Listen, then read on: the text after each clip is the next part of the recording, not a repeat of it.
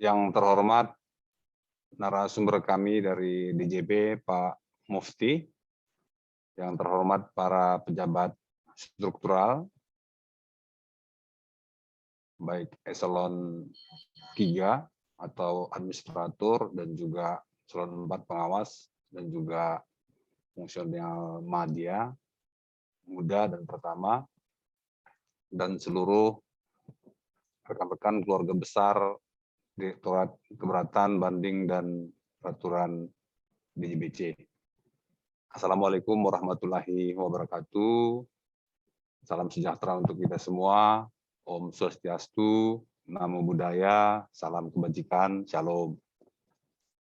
Pertama, tentu kita selalu panjatkan puji dan syukur kepada Tuhan Yang Maha Kuasa atas berkat dan rahmat-Nya kita bisa melaksanakan pertemuan pada siang hari ini, dan khususnya di masa-masa masih pandemi COVID ini, walaupun level di Jakarta ini turun menjadi level 2, level 1, kita tetap waspada, ikuti dengan seksama prokes yang sudah diatur oleh pemerintah, agar kita tetap sehat dan COVID bisa terkendali dengan baik. Bapak, Ibu, rekan-rekan semua, siang ini kita sudah menjadwalkan memang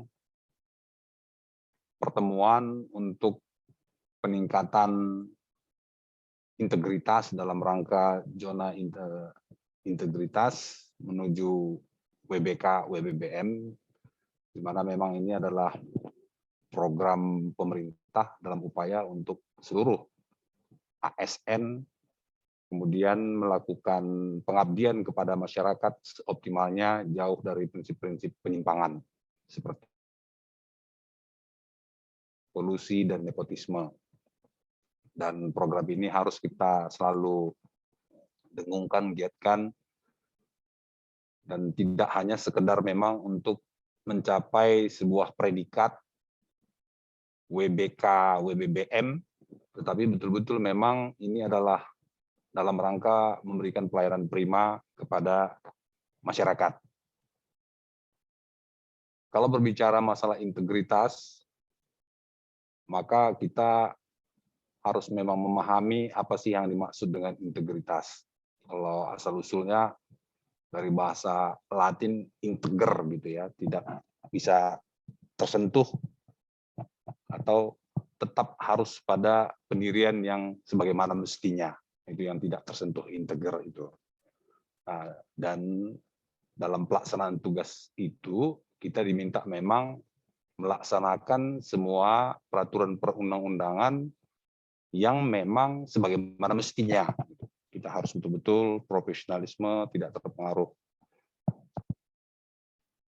oleh pihak lain ataupun pemikiran-pemikiran yang tidak sesuai dengan peraturan perundang-undangan. Dan integritas juga sudah menjadi bagian dari nilai-nilai Kementerian Keuangan.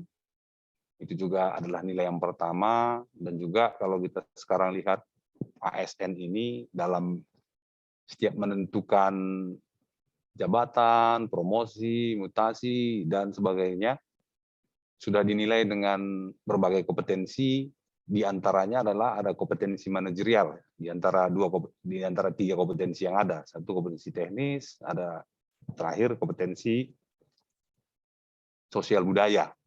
Nah, di kompetensi manajerial pun ada 8 kompetensi yang dinilai. Nomor pertama itu adalah integritas juga. Jadi, mari kita sama-sama semua mendengarkan sharing session yang dilakukan oleh teman-teman kita dari DJP, untuk kemudian kita memahami dan menerapkan bagaimana seorang ASN yang berintegritas. Khususnya di kita, di Direktorat Keberatan Banding, yang juga punya resiko terhadap integritas. Nah, pada kesempatan ini, saya ingin mengingatkan kita bahwa dalam setiap penentuan, katakanlah proses keberatan, banding, peraturan, upaya hukum, harus betul-betul memperhatikan semua ketentuan yang ada dan juga harus profesional dalam menetapkan semua keputusan. Kita banyak pengalaman ya di Kementerian Keuangan, di unit keberatan banding beberapa kali terjadi kecelakaan. Saya berharap kita tidak mengalaminya, dan untuk itulah maka program seperti ini saya kira tidak hanya dalam rangka adalah kesempatan rutin yang harus kita selalu saling mengingatkan sehingga pelaksanaan tugas optimal dan tidak mengalami kecelakaan. Saya kira itu yang bisa saya sampaikan terkait integritas, dan sekali lagi kepada Pak Mufli kami menyampaikan terima kasih dan apresiasi setinggi-tingginya atas berkenannya sharing kepada kami. Dan kami ini Pak Mufli di KBP ini Ya, atau Pak. di Direktorat Keberatan Banding dan Peraturan ini Ya. mempunyai 3-4 subdit, Pak. Satu memang subdit keberatan. Ya. Yang menangani permohonan-permohonan atas ketidakpuasan masyarakat terhadap penetapan yang dilakukan oleh pejabat Bea dan Cukai. Ya. Kedua, subdit banding. Orang yang tidak puas juga terhadap penetapan keberatan maupun penetapan-penetapan lain yang ketidakpuasannya itu dilakukan melalui upaya banding ke pengadilan pajak. Ya. Ketiga, ini menyangkut tentang upaya hukum. Upaya hukum ini juga termasuk mengerjakan memang penyelesaian sengketa yang masuk ke Mahkamah Agung dan juga perbuatan-perbuatan melawan hukum yang dianggap oleh masyarakat atas pelaksanaan tugas yang dilakukan oleh pejabat maupun petugas Direktorat Jenderal Bea dan Cukai yang bersidang di berbagai pengadilan juga, baik perdata, pidana, dan seterusnya. Dan yang terakhir menyangkut legal drafting untuk menyusun peraturan perundang-undangan di seluruh jajaran Direktorat Jenderal Bea dan Cukai. Nah, jadi kalau di pajak itu kita melaksanakan tugas dan fungsi, saya kira tiga direktorat yang kita lakukan. Iya, Kalau betul. pada peraturan betul, 1, peraturan 2 ya, betul. keberatan banding. Betul. Ini luar biasa. Sehingga kami Pak Mufti betul-betul ingin sharing lah. Kami tahu pajak itu termasuk yang beresiko tinggi, tetapi tetap maju dengan segala keberadaannya begitu. Dan betul-betul juga dinamis mengikuti kemudian perubahan-perubahan dari waktu ke waktu dalam rangka continuous improvement gitu. Nah, jadi sekali lagi terima kasih Pak, dan kepada teman-teman semua, mari kita dengarkan sharing dari Pak Mufti, dan suatu saat nanti kita juga boleh sharing kepada teman-teman DJP. Boleh.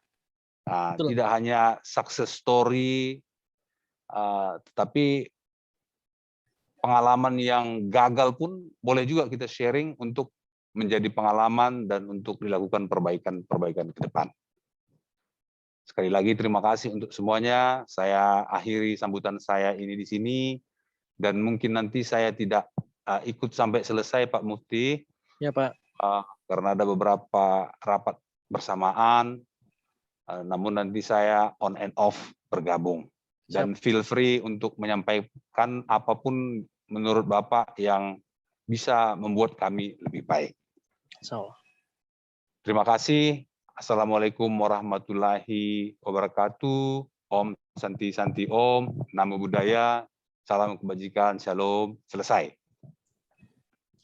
Terima kasih kami ucapkan kepada Bapak Cerah Bangun atas kata sambutan yang telah diberikan.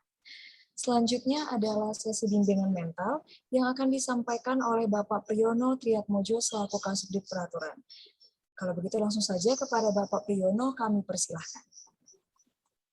Pak Dir, karena ini perintah kewajiban yang harus dilaksanakan, Pak Dir, saya juga baru dihubungin harus ngisi. Kalau saya ngisi integritas kualat, Pak Dir, karena sudah ada ahlinya, jadi saya sharing yang lain saja gitu. Ariel Tatum Luna Maya. Assalamualaikum, selamat siang semua. Waalaikumsalam warahmatullahi wabarakatuh. Warahmatullahi wabarakatuh. Maya. Grade berapa itu Pak Pri? Serem-serem nanti yang integritas nanti kan sudah ada ahlinya. Jadi karena diminta bimbingan mental itu ya. Dan kalau Pak Agus Sami kan sudah ustadz gitu ya. Kalau Pak dosen sudah Pak Anang. Kalau Pak Teddy sudah sesepuh lah. Saya juga bingung mau cerita apa gitu kan. Ya karena diminta saya jadi pendongeng saja. Kira-kira mudah-mudahan cerita ini bisa bermanfaat gitu kira-kira ya. Saya sharing mengenai apa ya kerjaan lah sekitar kita gitu kira-kira gitu ya. Kan kita pahami semua teman-teman kan di kantor pusat ini wabil khusus di KBP ini kan load kerjanya sangat luar biasa. Saya mulai dari subdit UH, keberatan, banding, peraturan itu kan loadnya D. Kadang-kadang saya suka bicara sama anggota saya gitu kan. Kita harus cari kebahagiaan buat kerjaan kita. Karena kalau kita tidak bahagia, kerjaan tidak akan bisa terlaksana dengan baik gitu ya. Itu kira-kira pandangan pribadi saya. Jadi saya mencari kebahagiaan itu dengan cara apa gitu kan ya. Itu kan caranya gitu. Saya melihat beberapa literatur gitu ya, ternyata untuk cari bahagia itu salah satunya adalah harus mengeluarkan hormon endorfin gitu ya. Hormon endorfin. Caranya ya dengan olahraga jalan itu kira-kira gitu. Jadi saya harus akui dulu itu 2 tahun terakhir saya belum pernah olahraga gitu ya. Terus karena load itu saya harus cari kebahagiaan. 2 yang saya sering diskusi sama anggota saya, kita harus ikhlas dalam bekerja, harus nyari kebahagiaan. Kadang-kadang kalau cari kebahagiaan tuh ingat tagline-nya Tukul gitu ya. Bahagiakan orang lain maka orang lain akan membahagiakan kita. Gitu. Saling membahagiakan. Jadi karena harus mencari kebahagiaan itu sendiri, saya mencari alternatif. 2 tahun sudah hampir 2 tahun saya selalu olahraga sebelum kerja. Dulu olahraga saya lakukan di kantor dulu. Kalau seminggu 2 kali itu saya Rebu dan hari Jumat itu saya. Cuma kadang-kadang ternyata waktu yang kadang-kadang menyita waktu. Saya balik akhirnya setelah sholat subuh saya jam 5 sebelum ke kantor. Kebetulan kan nggak jauh rumah saya dari kantor pusat. Sudah 2 tahun olahraga. Ternyata kebahagiaan muncul gitu ya. Ya kebahagiaan itu muncul. Karena ini Nah, 2 itu bagian muncul terus kita kombinasikan dengan tagline-nya Tukul itu bahagiakan orang lain maka orang lain membahagiakan kita. Akhirnya jadi apa namanya ya, kantor itu suatu nikmat gitu ya. Nikmat, merasakan nikmatnya gitu ya. Kangen betul itu kan. Saya jalan rutin terus-menerus ya. Kan saya ingat juga faktor psikologis itu kalau mau merubah sesuatu itu bukan minimal katanya dalam teori itu minimal 3 bulan berturut-turut itu alam bawah sadar kita itu selalu bangun. Jam 5 seperempat minimal sudah hitungan saya kadang-kadang kalau 4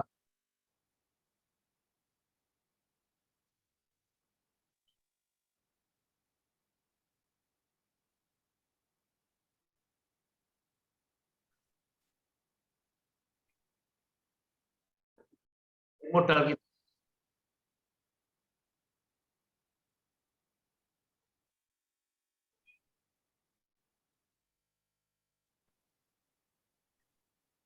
Suaranya hilang Pak Pri. Halo? Suaranya tadi hilang, Pak.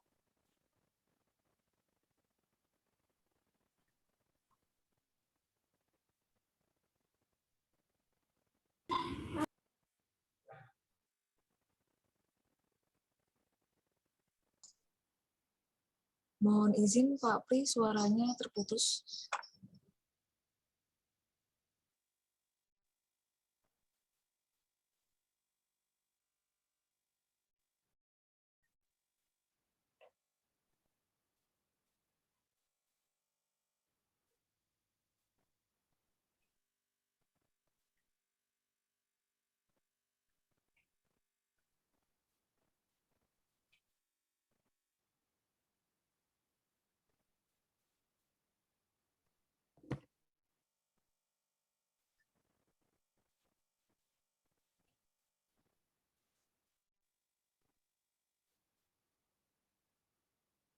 Mohon izin Pak, suaranya masih tidak terdengar. Apa ini? Ini gangguan teknis sepertinya ya. Siap, sudah terdengar Pak suaranya. Oh ya, tadi ini harus diulangi. Oh, langsung yang titik terakhir nih. Kalau Remet.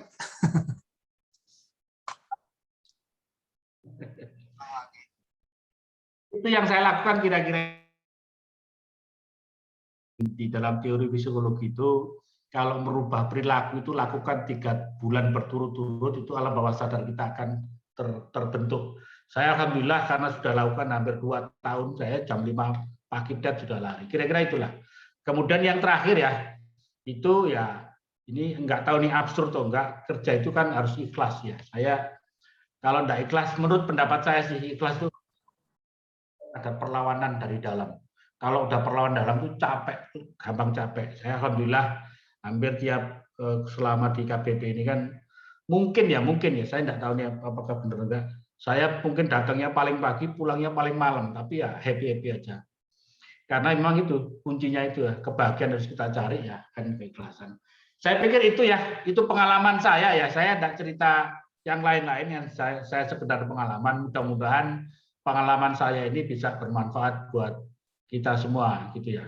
Itu saya kira cukup ya. Bunga Selasih di atas batu. Terima kasih dan thank you.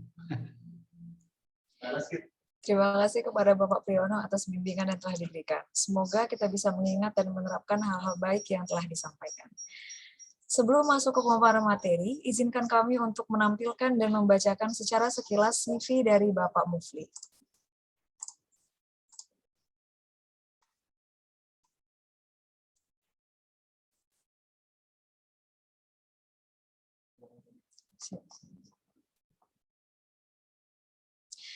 Bapak Mufli Fatoniawan merupakan seorang ASN pada Direktorat TIK Ditjen Pajak.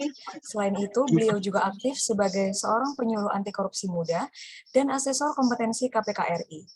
Alumni dari kampus PKN STAN ini juga memiliki banyak pengalaman kerja, mulai dari menjadi reporter, freelancer writer, sampai menjadi tim pengembang kurikulum Diklat Integritas ASN pada KPK. Tak hanya itu, beliau juga berhasil mendapatkan penghargaan menjadi Duta Transformasi Kemenkeu berkinerja terbaik dan juga penyuluh anti korupsi teraktif kategori ASN tahun 2020. Pada kesempatan kali ini, beliau akan menyampaikan materi mengenai penguatan integritas. Baiklah, langsung saja kepada Bapak Mufli, kami persilahkan. Baik, terima kasih.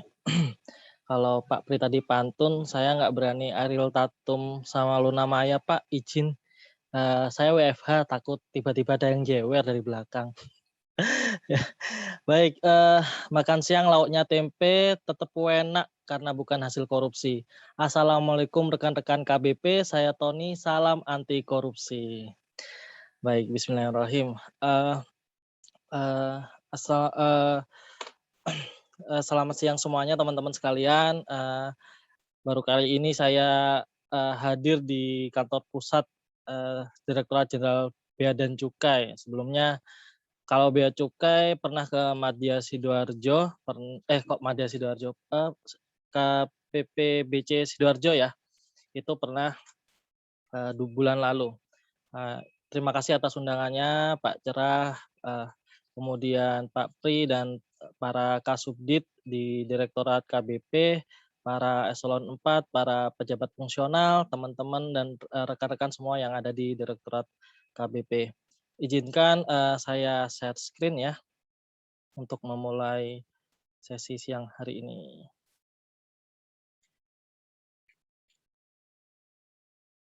Baik. Saya ingin tadi sudah dikenalkan sedikit, saya PNS di Direktorat Jenderal Pajak di Direktorat TIK Kantor Pusat. Saat ini juga saya selain sebagai staf PPK ya, saya termasuk godaannya yang juga luar biasa ya, karena baru kali ini saya pindah ke kantor pusat dan punya peran yang ternyata banyak godaannya, termasuk tentang gratifikasi ini. Makanya akhirnya unit pengendali gratifikasi di Direktorat TIK juga saya pegang sendiri. Jadinya apa yang mungkin berpotensi ya bagi saya bisa laporkan sendiri, saya bisa kendalikan sendiri, bahkan saya bisa tolak sendiri. Nah, hari ini kita akan coba bersama-sama. Kalau dari materinya, judulnya Jaga Integritas Skop Bea Cukai Kuamankan. Nah, saya juga pengen mengemasnya dalam judul Ku Tak Bisa. Artinya ketika nanti kita sama-sama akan berdiskusi, berdialog, kemudian mempelajari bersama-sama tentang materi ini, maka harapannya kita sama-sama nggak bisa lagi atau nggak mau lagi terkait korupsi. Nah, kalau bicara tentang tadi Pak Cerahbangun sampaikan bahwa ya pajak itu udah lama ya, bahkan berkali-kali kena terpa namanya godaan integritas, bahkan berkali-kali juga ada yang tersangkut oknum pajak tersangkut korupsi. Bahkan mungkin ada sekitar 25 tahun yang lalu ada sosok seorang Gayus dan sampai sekarang teman-teman efeknya tuh benar-benar kerasa di teman-teman Direktorat Jenderal Pajak. Tadi pagi saya ke KPP Surabaya, terus dia ada yang sharing juga bahwa ketika mengenalkan diri 2 tahun yang lalu, 2 tahun yang lalu ke rumah sakit mengenalkan diri, mengaku bahwa orang dari pajak, tetap aja yang kebawa adalah Gayus. Nah, jadi sangat dampaknya itu benar-benar kami rasakan, kami benar-benar sangat ya dengan adanya kasus-kasus baru itu juga sebenarnya tamparan-tamparan lagi bagi kami yang sedang membangun branding, membangun citra bahwa pajak ini memang seharusnya menjadi kepercayaan masyarakat sebagaimana bea cukai juga sebagai motor utama untuk mengamankan penerimaan negara melalui bea dan cukai. Sama, jadi kalau rakyat bisa mempercayai kami, eee, kira-kira penerimaan itu bisa tercapai dengan baik. Nah, eee, kuncinya adalah kepercayaan itu dibangun dengan integritas. Kepercayaan itu dibangun dengan sikap anti korupsi, sadar, kita bisa pahami bersama-sama. Baik, izin saya lanjutkan. Sebelum kita lanjutkan lebih jauh, saya akan izinkan saya untuk mengecek terlebih dahulu ke teman-teman yang perangkatnya tersambung ke listrik, pastikan dalam kondisi aman, tidak ada konsleting dan sebagainya. Dan disarankan untuk mengecek audio ya, kalau teman-teman rekan-rekan merasa saya tidak ada suaranya, kemudian tampilannya juga tidak terlihat, silakan untuk melaporkan di Zoom chat, nanti akan saya cek. Kemudian jika ada teman-teman yang memanfaatkan jaringan di area publik, pastikan keamanan data pribadinya. Jika teman-teman ada di area yang berkelompok dalam satu ruangan, karena ini masih dalam kondisi pandemi, mohon untuk menjaga protokol kesehatan. Mohon izin saya tidak memakai masker karena saya berada di dalam rumah. Kemudian jika terjadi kondisi darurat, misalkan gempa bumi atau kebakaran saat acara, tetap tenang dan jangan panik. Silakan ikuti arahan sesuai dengan prosedur penanganan bencana. Baik, saya awali dengan sebuah video ini. Mudah-mudahan bisa disimak dengan baik.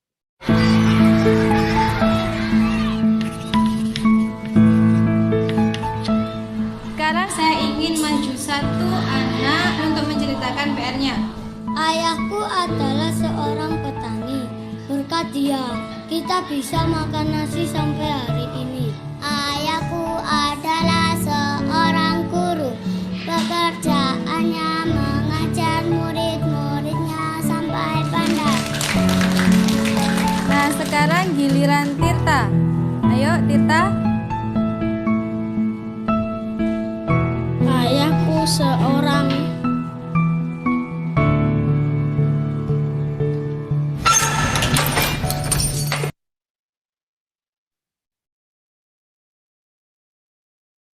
Wah, mohon maaf.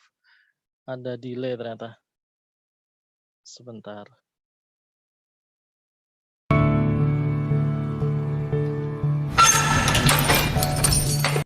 Oke, sebentar ya. Saya akan coba carikan video aslinya.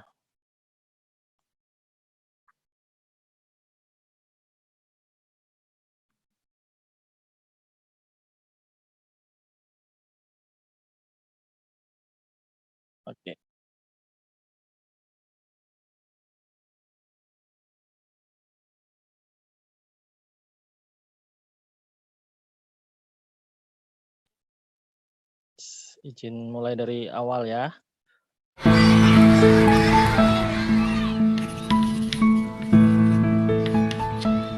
Sekarang saya ingin maju satu anak untuk menceritakan PR-nya.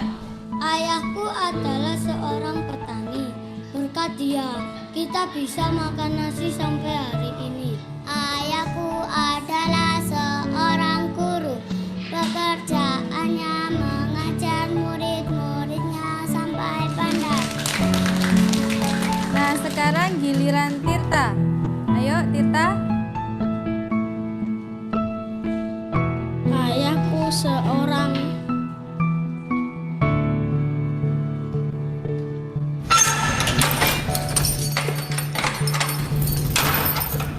Ayahku seorang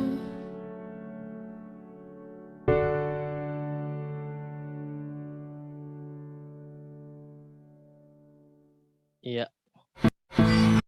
Pesannya di akhir ya, jangan biarkan kebahagiaan mereka terenggut atas apa yang kita kegiatan atau perilaku kita yang kurang terpuji. Nah, kalau dilihat ya teman-teman sekalian, ekspresi tiga anak itu kan berbeda ya. Satu benar-benar sangat membanggakan, menceritakan dengan detail. Orang tuanya meskipun petani, dia ceritakan manfaatnya, peran petani itu dan manfaat bagi orang lain. Dia juga ceritakan, si anak kedua ini juga ceritakan bahwa bapaknya seorang guru, bermanfaat untuk mendidik siswa-siswa yang lain dan sebagainya dengan wajah yang sangat ceria. Namun ketika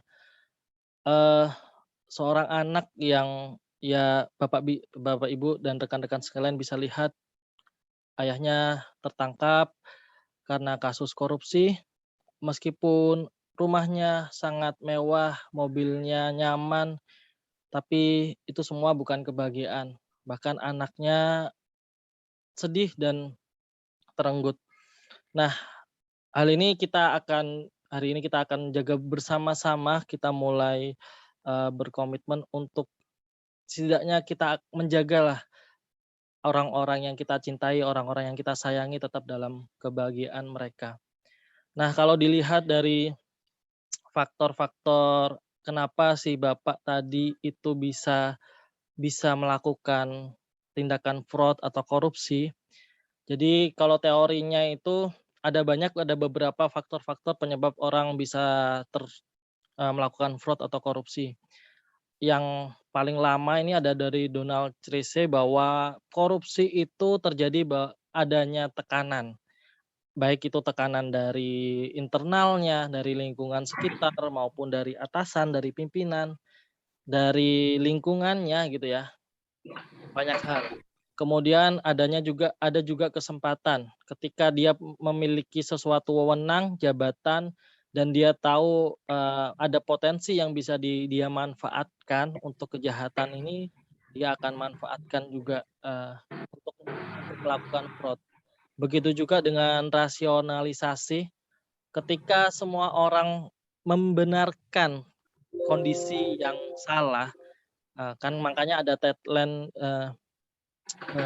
biasakan yang benar, bukan benarkan yang biasa ya.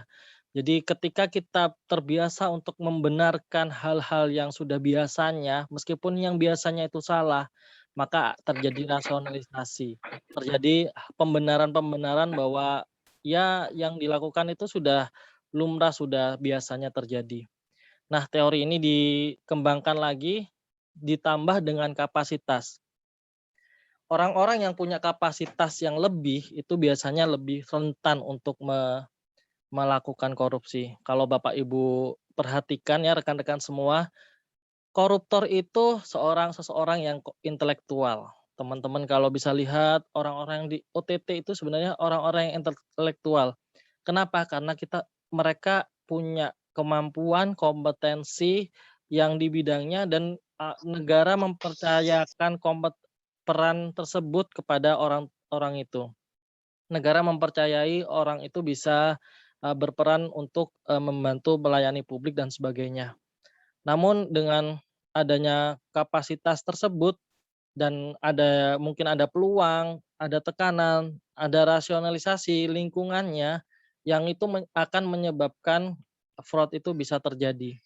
Kalau dilihat teman-teman sekalian, sebenarnya fraud ini nggak cuma terjadi di lingkungan elit ya, intelektual tinggi misalkan, pejabat negara, pejabat publik. Sebenarnya hal-hal ini mungkin saja juga terjadi di orang-orang yang mungkin tidak mengenyam pendidikan yang tinggi ya, mohon maaf. Kita bisa lihat misalkan di tengah jalan ketika ada oknum polisi menilang gitu, dan kita berusaha ada yang oknum di masyarakat berusaha untuk mencoba untuk menegosiasi membayar tilangnya itu di tempat ya, dengan masuk di kantong si oknum polisi bukan melalui pengadilan, itu juga merupakan fraud teman-teman sekalian. Jadi karena kapasitasnya di situ ya, kapasitasnya di level itu, maka terjadi fraud juga di beberapa level sesuai dengan kapasitasnya. Jadi kalau mungkin fraud-fraud yang besar terjadi, korupsi yang terjadi yang besar itu juga karena kapasitasnya juga besar. Oleh karena itu, seberapapun capability kita yang kita dapatkan hari ini, maka kita harus bersiap-siap juga dengan peran-peran yang mungkin bisa kita bisa memiliki potensi untuk melakukan fraud. Saya berbicara di depan sini kemungkinan besar juga punya potensi, bahkan juga sering ada godaan untuk menggoda integritas saya gitu. Ya makan siang lah atau ajakan apalah dan sebagainya. Cuman kembali lagi kalau ketika saya mengambil tawaran itu sekali, maka untuk kedua, ketiga kalinya itu akan sangat mudah tergoyah dan harga diri saya seolah-olah seperti yang diberikan itu. Jadi seperti tidak ada harga diri yang saya bisa banggakan. Nah, untuk korupsi sendiri biasanya kita mengenalnya dengan kejahatan yang luar biasa atau extraordinary crime. Kenapa disebut dengan extraordinary crime? Salah satunya karena dampaknya yang luar biasa. Kalau teman-teman lihat korupsi yang terjadi, misalkan korupsi suap pembukaan hutan lindung, korupsi tentang jembatan, korupsi tentang sumber daya alam, korupsi pembangunan sekolah, dan korupsi yang lain. Saya ambil contoh yang hutan lindung itu. Kita bisa tahu ya, beberapa kali kita juga melihat adanya korupsi di sumber daya alam ini. Membuka hutan lindung secara ilegal, ternyata ada negosiasi transaksional suap menyuap di antara itu yang mengakibatkan satu, kerusakan hutan pasti. Yang kedua, kebakaran hutan. Yang ketiga, asapnya mengganggu kesehatan. Dan keempat, kualitas air jelas terganggu, kualitas udara juga jelas terganggu. Yang kelima, kesehatan masyarakat juga jelas terganggu. Kalau kesehatannya juga jelas terganggu, artinya pemenuhan terhadap gizi misalkan, bahkan mungkin yang bayi yang baru lahir harus menghirup udara tercemar, kemudian mengkonsumsi air-air dari limbah kotoran, air-air yang tidak jernih yang seharusnya dihasilkan oleh hutan lindung ini, itu dampaknya luar biasa. Anak-anak sekolah yang harusnya berkembang dengan pesat akhirnya sakit-sakitan, tidak sumber daya manusia yang kita siapkan 20-30 tahun ke depan itu tidak berkualitas, kurang berkualitas.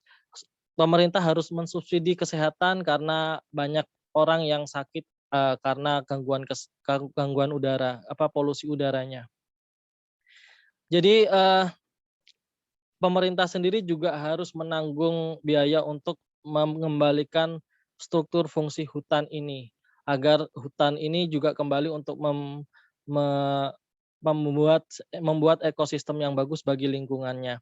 Nah, semua itu butuh biaya, teman-teman. Semua itu butuh sumber daya. Nah, pemerintah juga akhirnya menggelontorkan uangnya, menggelontorkan APBN untuk memperbaiki kerusakan-kerusakan yang diakibatkan oleh koruptor. Dampaknya luar biasa, tidak hanya di situ aja. Saya contohkan satu lagi, dampak yang luar biasa ketika membangun jembatan dan jembatan itu punya masa manfaat misalkan 50 tahun. Nah, artinya ketika 50 tahun jembatan itu beroperasional, menghubungkan dua wilayah yang mungkin terputus awalnya, ketika ada jembatan itu maka perekonomiannya akan tumbuh. Ada proses jual beli, perdagangan, kemudian mungkin ada pariwisata yang bisa digalakkan, aksesnya mudah dan sebagainya, sehingga jembatan itu punya nilai manfaat. Nah, nilai manfaat itu misalkan jembatan itu dikorupsi, hanya mampu bertahan 5 tahun dan itu langsung jebol, maka kerugian negara berkali-kali lipat. Tidak hanya uang yang dikorupsi yang mungkin ada perbuatan curang atau markup apalah atau bagaimana prosesnya sehingga ada korupsi di pembangunan jembatan ini, infrastruktur ini. Nah, ketika jembatan ini roboh dengan 5 tahun sudah roboh, maka yang terjadi adalah nilai manfaat sisanya 45 tahun itu sebenarnya juga harus ditanggung pemerintah. Kenapa? Karena seharusnya ada roda perekonomian di situ jalan, PAD-nya meningkat, tapi karena korupsi akhirnya tidak ada. Jembatan itu rusak, akhirnya tidak bisa dibuat untuk membangun wilayah secara mandiri, daerahnya secara mandiri, akhirnya negara harus menggelontorkan APBN untuk DAK dan DAU di daerah untuk transfer ke daerahnya. Itulah yang mungkin sekilas yang kita perlu amati, termasuk biaya untuk memperbaiki jembatan yang rusak ini, itu juga biaya yang harus ditanggung oleh negara. Luar biasa efeknya dan tidak hanya 1-2 tahun untuk mengembalikan nilai yang dikorupsi. Kalau rupiah yang dikorupsi mungkin cepat ya, tapi kerusakan yang diakibatkan yang sangat luar biasa. Selanjutnya kenapa disebut extraordinary crime? Karena kita tahu bahwa korbannya tidak kelihatan ya teman-teman, tidak teridentifikasi dengan baik. Kalau kejahatan misalkan atau kecelakaan itu tahu ya siapa yang menabrak itu adalah pelaku, siapa yang tertabrak dan terluka adalah korbannya. Begitu juga dengan pembunuhan, penjambretan, jelas siapa yang membunuh, siapa yang terbunuh, siapa yang dijambret dan siapa yang terjambret. Kerugiannya juga jelas tertaksir. Namun kalau korupsi tidak ada korbannya itu. Kalau dilihat dari dampak yang tadi ya, dampaknya yang bisa kita rasakan bahwa kalau jembatan berarti mungkin nggak cuman rakyat yang atau masyarakat yang ada di dua daerah itu. Kenapa saya bilang begitu? Karena kita juga menanggung, semua masyarakat Indonesia juga menanggung biaya perbaikan jalannya, biaya perbaikan jembatannya, menanggung nilai manfaat yang seharusnya kalau jembatan itu masih ada itu harusnya daerahnya bisa mandiri. Tapi kalau karena tidak ada jembatan, akhirnya negara harus transfer ke daerah, kita harus menanggung akibatnya. Artinya, kita juga yang korupsinya di Sulawesi Tenggara, yang korupsinya di Riau, kita juga yang di Jakarta turut merasakan korupsinya. Kita yang di Jakarta turut merasakan akibatnya. Oleh karena itu, korbannya random. Semua orang yang ada di sini bisa jadi adalah korban dari korupsi. Kemudian korupsi ini adalah kejahatan yang susah dibuktikan. Oleh karena itu kan tidak pernah dihadirkan korbannya ya teman-teman sekalian. Jarang banget dihadirkan oleh korbannya. Baru kali kemarin kayaknya ada korban bansos yang menuntut, yang melaporkan untuk menuntut diadili koruptornya. Tapi selama ini tidak ada kurang lebih yang saya tahu tidak ada delik aduan. Kalau laporan iya ya, kalau laporan ke Dumas iya. Cuman delik aduan dari masyarakat yang menjadi korban itu tidak pernah ada. Oleh karena itu kan memang sulit dibuktikan. Untuk direka ulang pun susah ini karena memang kejadiannya sangat rumit. Oleh karena itu di sini jaksa dan hakim perlu benar-benar sangat teliti dan sangat memakai intuisinya ya sebenarnya untuk membuktikan bahwa memang benar-benar orang ini korupsi, berbuat jahat, dan ada kerugian negara di dalamnya. Kemudian koruptor itu kalau saya tidak pernah salah membaca, koruptor itu tidak pernah sendirian teman-teman sekalian, rekan-rekan sekalian. Kalau dibaca tidak pernah ada pelaku tunggal koruptor, karena koruptor ini terorganisir, lebih berencana daripada pembunuhan berencana. Bahkan ada beberapa kasus korupsi yang baru terkuak atau baru terjadi akhir-akhir ini adalah rencana dari 20 sampai 10 tahun ke belakang. Jadi mereka mulai membuat sebuah peraturan, regulasi yang memungkinkan itu akan ada celah dan melegalkan hal-hal yang seharusnya terindikasi sebagai korupsi, terorganisir. Jadi begitulah peran-peran koruptor dalam ya memainkan negara kita gitu, lebih dari pembunuhan berencana. Kemudian ya ini yang saya sampaikan tadi bahwa siapa saja berpotensi jadi pelaku. Siapa saja, bahkan saya yang sedang berbicara sendiri juga bisa jadi suatu saat ketika iman lemah, kemudian kita tidak diingatkan, tidak selalu ada, karena integritas itu seperti iman ya, naik turun. Kadang kalau godaannya besar, ombaknya ketika kita naik kencang ke atas, angin berhembus kencang banget, nah godaannya mungkin di situ. Oleh karena itu teman-teman sekalian, kegiatan-kegiatan seperti ini sebenarnya meskipun ini refreshment ya, bisa jadi teman-teman sudah pernah mendengar materi yang sama seperti ini. Cuman bagi saya pribadi dengan berbagi seperti ini pun saya juga seperti diingatkan, seperti menjaga diri sendiri.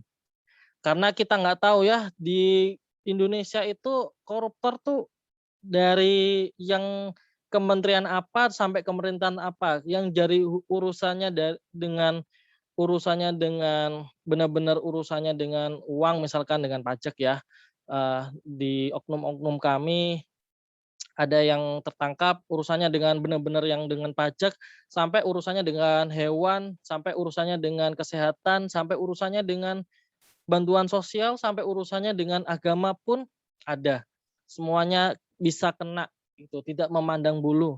Bahkan yang kita mungkin anggap ustadz, menganggap dia kiai, itu juga godaannya ada teman-teman sekalian. Oleh karena itu kita benar-benar perlu berpegangan ya, jiwa korsa kita itu kita tumbuhkan untuk saling menjaga satu sama lain, saling mengingatkan ketika ada salah. Bukan berarti kita saling membantu dalam kejahatan, tapi korsa kita kuatkan untuk saling membantu mengingatkan teman-teman kita ketika salah.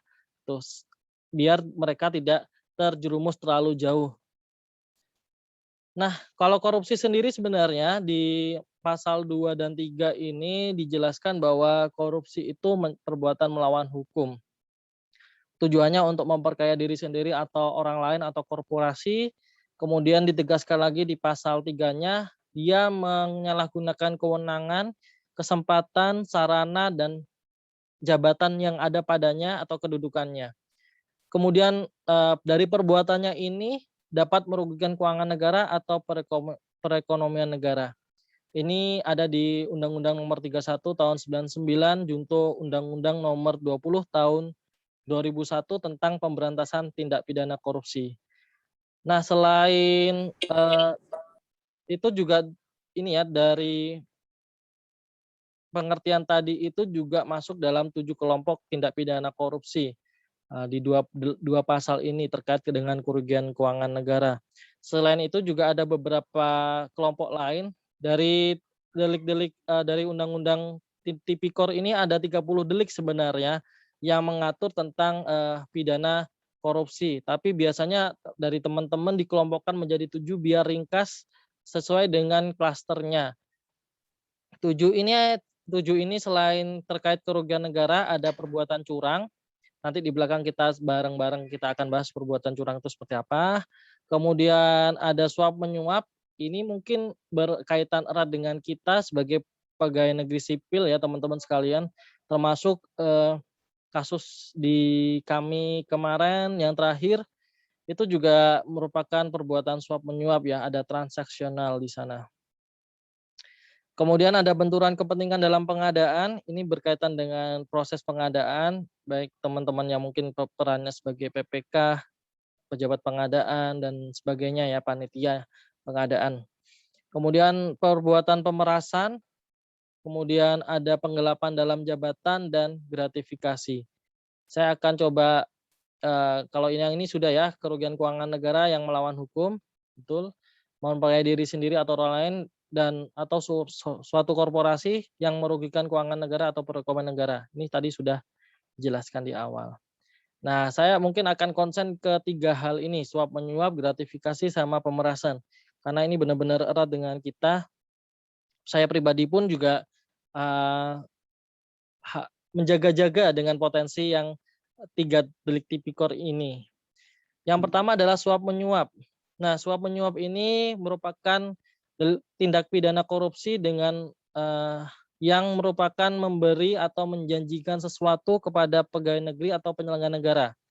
Jadi memberi atau menjanjikan itu sudah bisa masuk unsur pidana. Unsur pidana yang lain adalah mereka adalah yang diberi adalah pegawai negeri atau penyelenggara negara. Pegawai negeri yang dimaksud tidak hanya PNS saja ya teman-teman sekalian. Kalau di Undang-Undang Tipikor itu disebutkan ada Undang-Undang Pegawai Negeri berdasarkan Undang-Undang Kepegawaian. Pegawai negeri berdasarkan Undang-Undang KUHP. Pegawai negeri semua orang yang dibayar oleh upah dari negara. Kemudian semua orang yang dibayar dari korporasi atau penyertaan modal yang ada penyertaan modalnya negara. Itu juga pegawai negeri. Jadi kalau di sini berarti karyawan BUMN juga termasuk pegawai negeri. Kemudian ada maksud ya. Jadi kalau suap menyuap itu ada maksudnya, sudah ada maksudnya. Kalau makanya saya contohkan tadi ada oknum polisi yang yang dinego, itu kan ada maksudnya ya. Jadi Pak saya punya uang sekian, Pak saya lolosin dong gitu. Saya keburu-buru misalkan gitu ya, saya keburu-buru atau alasan yang lain lah dan sebagainya, saya cuma punya ini, dompet saya ini dan sebagainya, terus kemudian minta lolos gitu dan lolos. Nah, dua-duanya juga merupakan tindakan pidana korupsi sebenarnya yang termasuk dari suap menyuap karena ada transaksional di sana. Kemudian untuk berbuat atau tidak berbuat sesuatu dalam jabatannya, bisa berbuat atau tidak berbuat apa-apa dalam jabatannya. Tapi juga berkaitan dengan bertentangan dengan kewajibannya. Bisa jadi dia bukan yang disuap itu bukan dia, yang melakukan bukan dia, tapi dia yang punya power di situ gitu ya. Jadi yang disuap biasanya atasan, yang bawahan ya udah yang melaksanakannya gitu. Yang kena siapa? Ya bukan yang melaksanakan ya, karena mungkin kalau melaksanakannya hanya mengikuti perintah di bawah tekanan dan dia tidak menikmati apapun, di situ bisa jadi tidak kena pidana. Yang kena pidana justru yang tidak berbuat apa-apa. Tapi menerima gitu. Kemudian memberi sesuatu kepada pegawai negeri atau penyelenggara negara, memberi ya, atau karena berhubungan dengan jabatannya atau sesuatu yang bertentangan dengan kewajibannya, baik dilakukan atau tidak dilakukan dalam jabatannya. Ini hampir sama dengan tadi. Kemudian selanjutnya berarti kalau tadi itu transaksional ya, suap menyuap ini antara keduanya butuh, antara keduanya seneng, ya bukan seneng ya, saling deal-dealan lah ya, meeting of mind. Oke, kamu dibayar sekian untuk hal tersebut, oke kamu cocok harganya misalkan gitu ya. Nah itu meeting of mind, ada kesepakatan di situ. Nah tapi kalau pemerasan ini sifatnya adalah yang aktif adalah pegawai negerinya. Teman-teman pegawai negeri, penyelenggara negara itu aktif untuk misalkan memaksa seseorang untuk membayar atau memberikan sesuatu, termasuk meminta atas pekerjaannya, misalkan sudah diberikan pelayanan publik, kemudian minta balas jasa. Wah ini nggak bisa nih keluar ini suratnya, padahal suratnya udah di tangan. Nggak bisa nih keluar kalau nggak ada ya apalah gitu. Nah itulah yang dimaksud pemerasan. Padahal sebenarnya haknya itu si penerima pelayanan ya sudah harusnya menerima haknya gitu. Tanpa harus membayar pun harusnya menerima haknya. Tapi karena adanya pemerasan itu si pegawai harus memberikan sesuatu kepada pegawai negerinya. Nah, kalau pemerasan ini bedanya dengan penyuapan, kalau pemerasan ini si pemberi itu tidak disangkakan ya teman-teman sekalian. Jadi dia bisa lolos dari jeratan hukum asalkan si pemberi itu memang dalam kondisi terpaksa dan tidak dalam maksud apa-apa ya hanya untuk mendapatkan haknya gitu.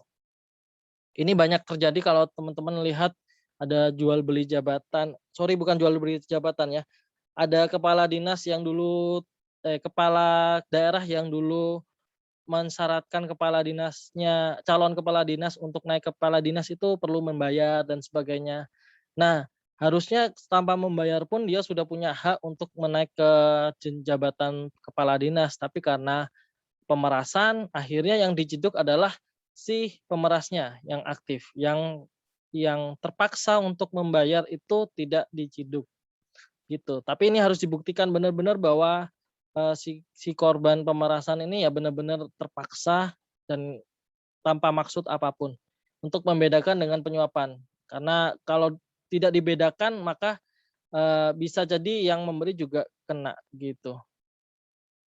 Termasuk contohnya yang baru-baru ini yang ada koruptor yang tersangka yang dikejar-kejar sampai Singapura, baru sampai sini kemudian dilepaskan karena hakim menimbang bahwa dia adalah korban dari pemerasan. Jadi yang si anggota DPR-nya itu, anggota DPR-nya itu memeras gitu ya. Kita nggak tahu aslinya bagaimana, cuman dari risalah sidangnya seperti itu. Kemudian ini gratifikasi ya teman-teman sekalian. Gratifikasi itu pemberian dalam arti luas. Kemungkinan kalau di Direktorat KBP atau di kantor pusat pajak sudah ada kepatuhan internal, biasanya ada juga unit pengendali gratifikasinya. Gitu. Biasanya sudah diberikan paparan ini. Biasanya kalau saya memberikan paparan agak lama ini di bagian gratifikasi. Tapi ini saya coba saya persingkat. Jadi semua pemberian itu kalau di PNS itu disebutnya gratifikasi teman-teman.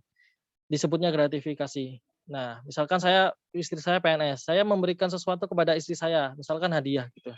Hadiah itu disebut gratifikasi gitu. Tapi ada gratifikasi yang legal, ada gratifikasi yang ilegal. Gratifikasi yang dibolehkan, ada gratifikasi yang tidak bolehkan. Gratifikasi yang tidak dibolehkan memenuhi unsur-unsur pidana dan wajib dilaporkan. Kalau tidak ada niatan jahat, misalkan terpaksa untuk menerima dan udah memenuhi unsur pidana ini gitu ya. Maka ada kesempatan untuk melaporkan kepada KPK melalui aplikasi Goal atau melalui UPG-nya paling lambat 30 hari kalender sejak tanggal gratifikasi itu diterima. Nah, apa aja unsur-unsur gratifikasi atau pemberian atau hadiah yang memenuhi unsur pidana? Jadi pemberian ini bisa berupa uang, bisa berupa barang, diskon, rabat, voucher, tiket wisata, dan sebagainya. Yang diterima oleh pegawai negeri atau penyelenggara negara. Nah, pegawai negeri itu penyelenggara negara ini yang disebutin di Undang-Undang Tipikor luas ya, teman-teman sekalian, nggak cuma PNS saja, nggak cuma ASN saja, tapi juga ada unsur-unsur lain yang intinya dia penghasilannya itu menerima dari negara. Kemudian unsur lainnya yang memenuhi unsur pidana berhubungan dengan jabatannya. Jadi ketika gratifikasi itu berhubungan dengan jabatannya itu memenuhi unsur pidana. Gimana cara membedakan antara ini berhubungan dengan jabatan saya atau enggak ya? Caranya adalah jika saya tidak sebagai pegawai KBP, jika saya bukan pegawai KBP, pegawai bea cukai, apakah saya menerima hadiah seperti ini gitu? Jika saya cuman bapak-bapak di rumah yang yang sarungan di rumah yang nggak ngapa-ngapain, itu apakah tiba-tiba ada hadiah yang mampir ke saya gitu tanpa dia melihat status saya? Kalau tidak, kalau berarti itu namanya berhubungan dengan jabatan. Karena jabatan kita dapat hadiah. Tapi kalau tidak berhubungan ya, maksudnya ya karena Pak RT membagikan tiap bulan ke warganya sembako gitu, termasuk kita, yaitu gratifikasi yang diperbolehkan karena tidak berhubungan dengan jabatannya gitu. Wah, hal yang wajar ya, normatif. Kemudian perlawanan dengan kewajiban atau tugasnya. Nah, ini jelas ya. Jadi kalau berpotensi ketika stakeholder kita, kalau saya dicontohkan bisa paling contohkan tuh ketika saya kan berhubungan dengan vendor penyedia barang jasa. Jadi ketika penyedia barang jasa memberikan sesuatu ke saya, pasti itu berhubungan dengan jabatan, pasti saya juga PNS, kemudian berpotensi untuk berlawanan terhadap kewajiban. Misalkan nanti vendor bisa nego-nego dan sebagainya yang seharusnya tidak diperkenankan. Itu gratifikasi. Lebih luas ini gratifikasi ada yang bisa dilaporkan atau tidak dilaporkan. Nanti bisa dengan sesi materi sendiri dengan unit pengendali gratifikasinya. Jadi itu bedanya teman-teman, tiga delik tipikor ini semuanya berhubungan erat dengan kita sebagai pegawai negeri sipil. Satunya suap menyuap karena transaksi dengan transaksional atau meeting of men. Satunya pegawai negeri sipilnya pasif. Ya, gratifikasi itu pasif gitu ya.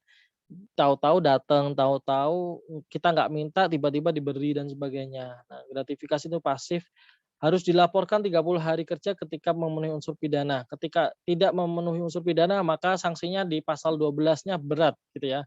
Kalau dilihat awalnya sebenarnya kalau jatuhnya suap menyuap tidak terlalu berat, bukan terlalu berat, tapi ketika kalau yang ini kan dihukum juga ya, yang si pemberi juga dihukum ketika gratifikasi.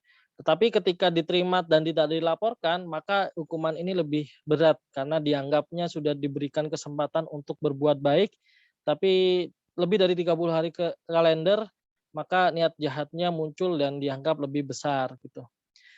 Kemudian pegawai negeri atau penyelenggara negara kalau aktif itu memeras atau meminta atau memaksa.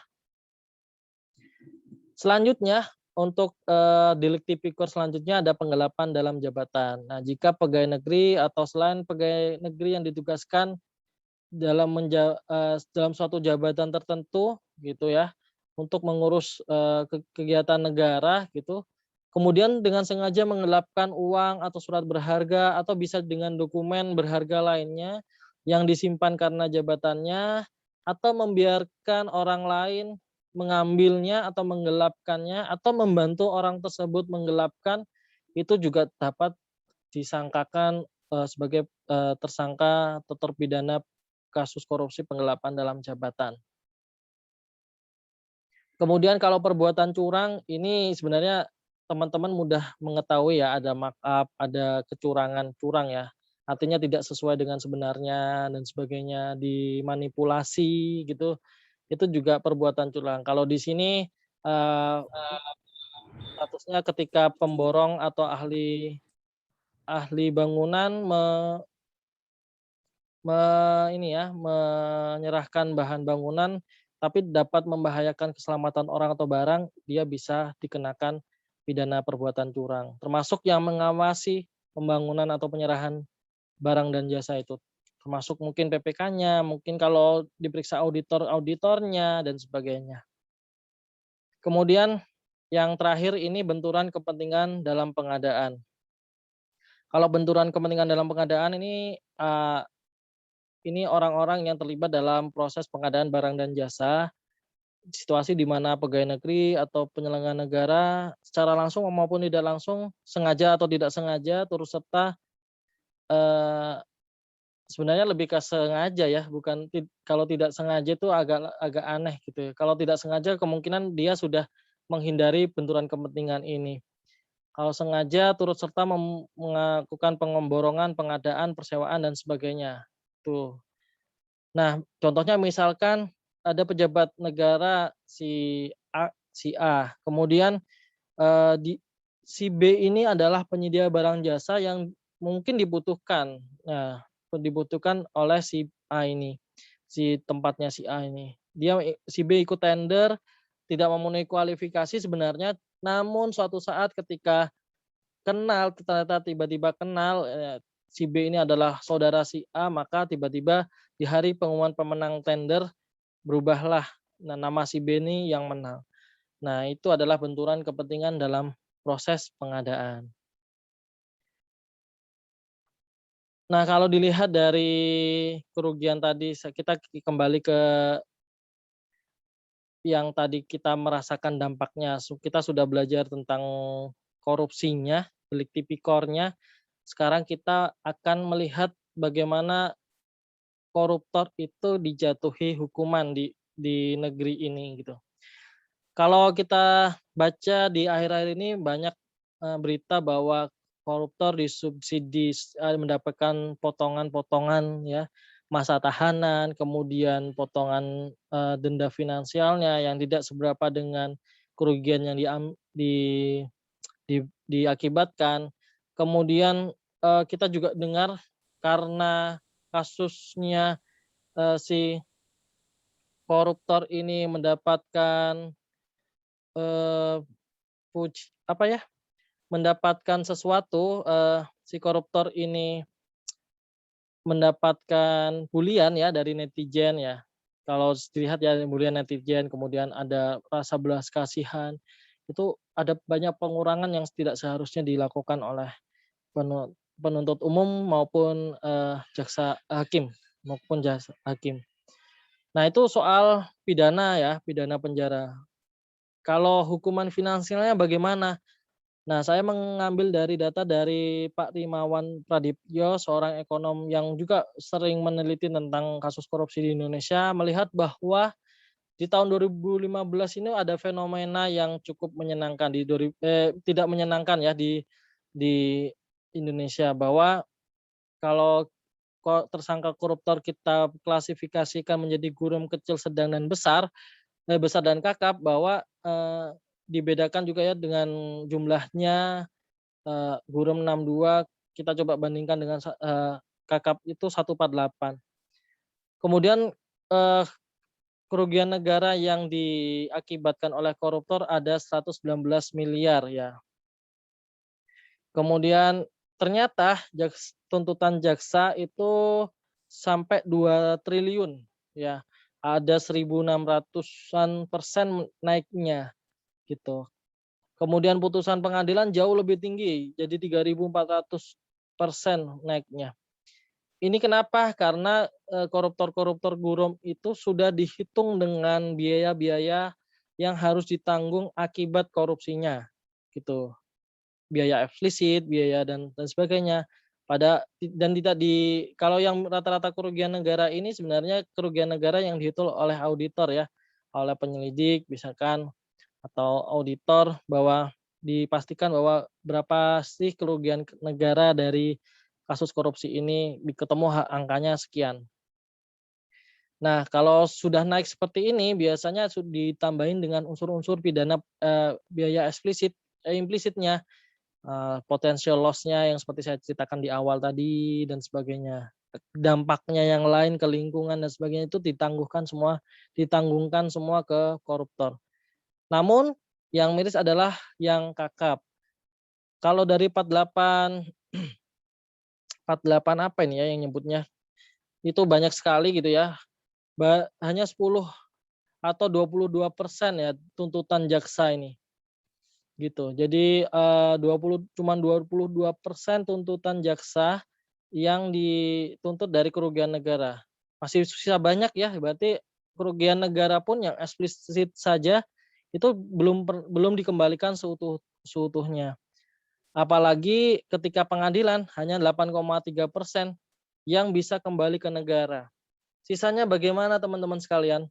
Nah, Pak Pradiptyo sudah meneliti bahwa sisanya sebenarnya ketika Pak Pradiptyo ini mencoba untuk membuat angka konstan atau harga konstan dari hukuman finansial ini, dengan kerugian negara 203 triliun ini hanya dituntut 63 triliun.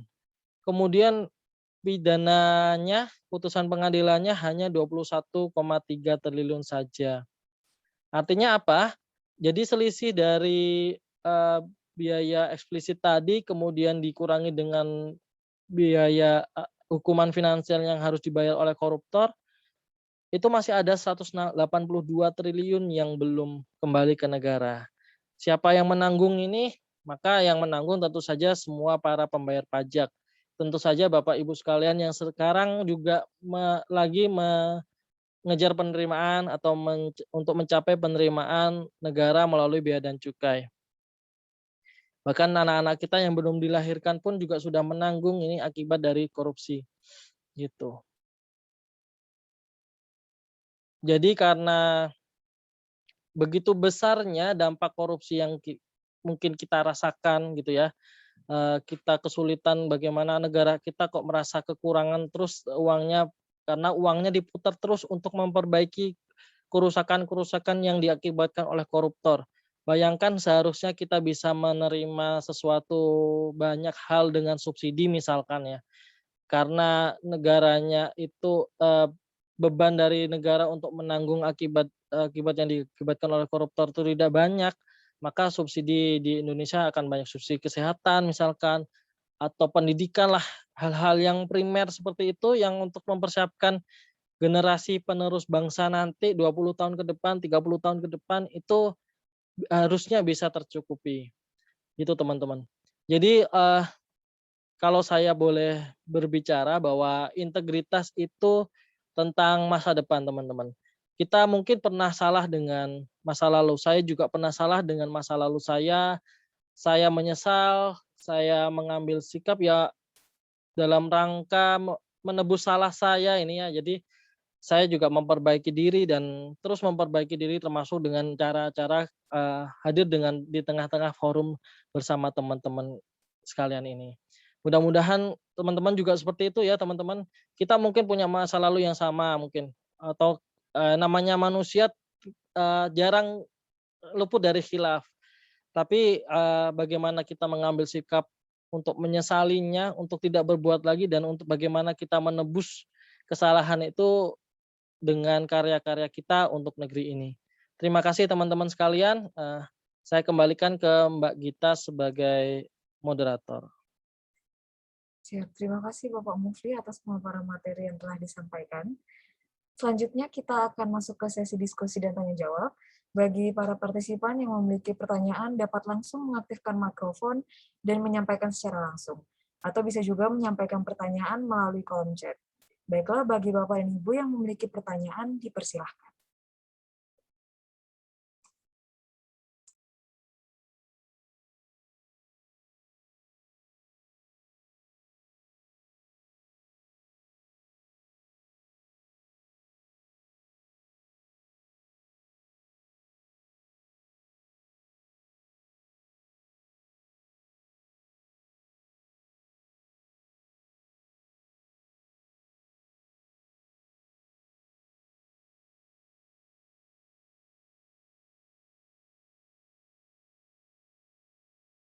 Baiklah, Bapak dan Ibu, apakah ada yang ingin bertanya? Dipersilahkan.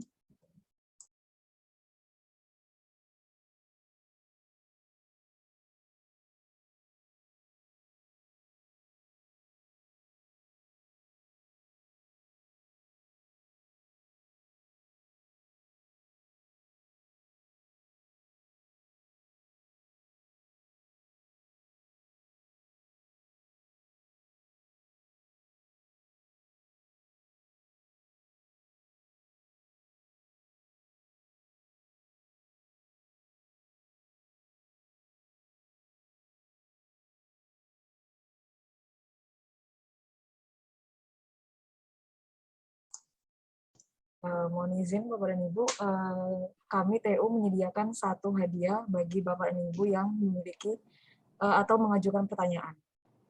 Dipersilahkan bagi yang ingin bertanya.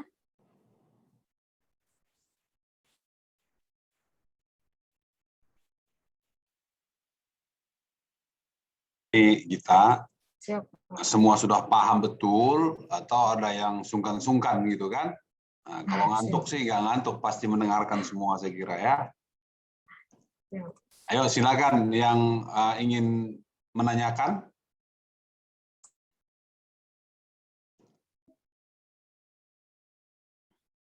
Sharing session dari Pak Mufli ini menarik tadi, walaupun saya belakangan bergabung, tapi saya mendengarkan tadi beberapa contoh-contoh yang disampaikan oleh Pak Mufli.